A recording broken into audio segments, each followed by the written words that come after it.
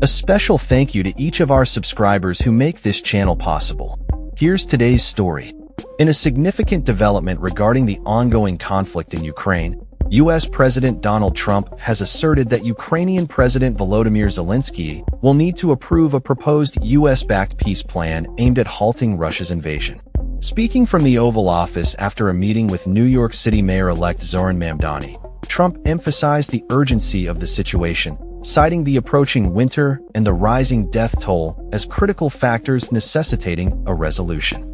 "It does take two to tango," Trump remarked, indicating that both parties must come to an agreement for peace to be achieved. The peace proposal, which comprises 28 points, has sparked controversy as it requires Ukraine to cede territory, accept military limitations, and abandon its ambitions to join NATO. While the draft plan has been met with skepticism from various quarters, including Zelensky himself, Russian President Vladimir Putin has cautiously welcomed it, suggesting that it could serve as a basis for a final resolution to the nearly 4-year-long conflict. Zelensky, however, has expressed concerns about the implications of the plan, cautioning that acceptance could lead to a loss of Ukraine's dignity and freedom. In a solemn address to the nation, he stated, "Now is one of the most difficult days in our history," highlighting the precarious position Ukraine finds itself in. Trump, when asked about Zelenskyy's reservations, reiterated his belief that the Ukrainian leader would eventually have to accept the terms. "At some point, he's going to have to accept something he hasn't accepted," he said, referencing a previous meeting where he had told Zelensky he did not possess the necessary leverage to dictate the terms of peace. The proposed peace plan has faced criticism not only from Zelensky, but also from members of Trump's own party.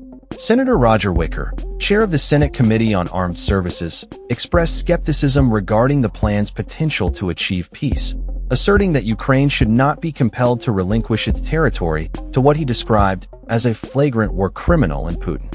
Analysts have pointed out that the plan appears to reward Russian aggression, potentially undermining the principle that borders cannot be altered through force, a tenet upheld since World War II. In response to the U.S. proposal, European nations including the UK, France, and Germany are reportedly working on a counter-proposal in collaboration with Kiev. EU leaders, who were not consulted during the formulation of the U.S. plan, are set to convene on the sidelines of the G20 summit in South Africa to discuss their strategy moving forward. UK Prime Minister Sir Keir Starmer has voiced his concerns, stating that while Ukraine has been prepared to negotiate, Russia has stalled and continued its aggressive actions. The urgency of the situation is palpable, with Washington reportedly indicating that intelligence sharing and weapons supplies could be cut off if Kiev refuses to accept the deal. The proposed terms would require Ukraine to withdraw from territories it controls in eastern provinces claimed by Russia, while also capping its military forces at 600,000 troops and permanently barring it from NATO membership.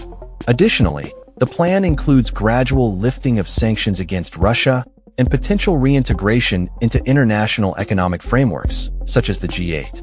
As the deadline for Zelensky to accept the peace plan approaches, the stakes have never been higher. Zelensky faces a difficult decision. Either accept a complex list of demands that could compromise Ukraine's sovereignty or risk losing vital support from Washington during a harsh winter. The Ukrainian leader has vowed not to betray the national interest but acknowledges the dilemmas ahead, stating, "A life without freedom, without dignity, without justice, and all while being asked to trust someone who has already attacked us twice." The unfolding situation underscores the complexities of international diplomacy in times of war, as Ukraine grapples with the implications of a peace plan that many view as a capitulation to Russian demands. As pressure mounts from both the US and the Kremlin, the future of Ukraine hangs in the balance, with the potential for significant political, social, and economic instability looming on the horizon.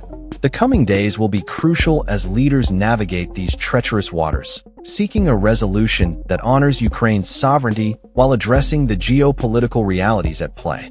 That's all for this story. We upload videos every day covering many different subjects, so hit that subscribe button to stay informed.